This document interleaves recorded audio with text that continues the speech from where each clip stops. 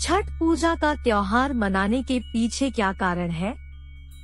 सूर्य देव की उपासना का पर्व छठ 17 नवंबर को नहाए खाए के साथ शुरू हो चुका है। भगवान भास्कर को पहला 19 अर्घ्य नवंबर को सायंकालीन के समय दिया जाएगा। यह पर्व मुख्य रूप से पूर्वी भारत के बिहार, झारखंड, पूर्वी उत्तर प्रदेश और नेपाल के तराई क्षेत्रों में मनाया जाता है। छठ पूजा सूर्य और उनकी पत्नी उषा को समर्पित है। इस पूजा में किसी भी तरह की मूर्ति पूजा शामिल नहीं है। छठ पूजा की परंपरा और उसके महत्व के बारे में कई उल्लेख मिलते हैं। कहा जाता है कि छठ की पहली पूजा सूर्यपुत्र कर्ण ने की थी। वहीं यह भी माना जाता है कि यह व्रत सीता तथा द्रौपदी ने भी रखा था।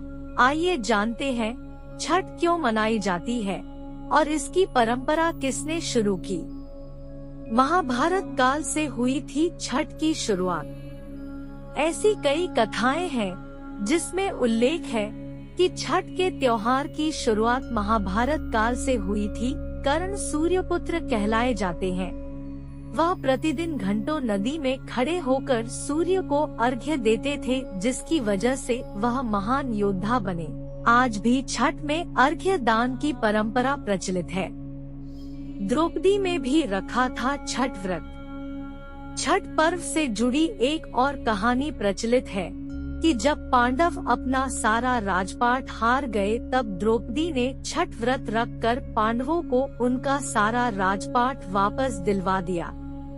छठ का पौराणिक महत्व। छठ की कथाओं में एक और कथा प्रचलित है।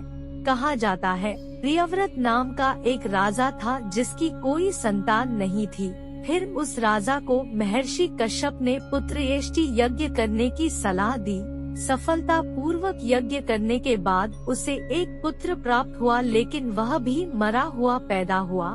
कहा जाता है कि जब राजा मृत बच्चे को दफनाने की तैयारी कर रहे थे, तभी आसमान से एक ज्योतिर्मय विमान धरती पर उतरा और उसमें बैठी देवी ने कहा, मैं षष्ठी देवी और विश्व के समस्त बालकों की रक्षिका हूँ।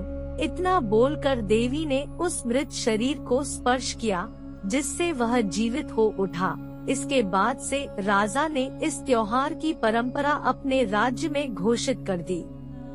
तो दोस्तों, आपको यह कहानी कैसी लगी? कहानी अच्छी लगी हो तो वीडियो को लाइक, कमेंट और चैनल को सब्सक्राइब कीजिएगा।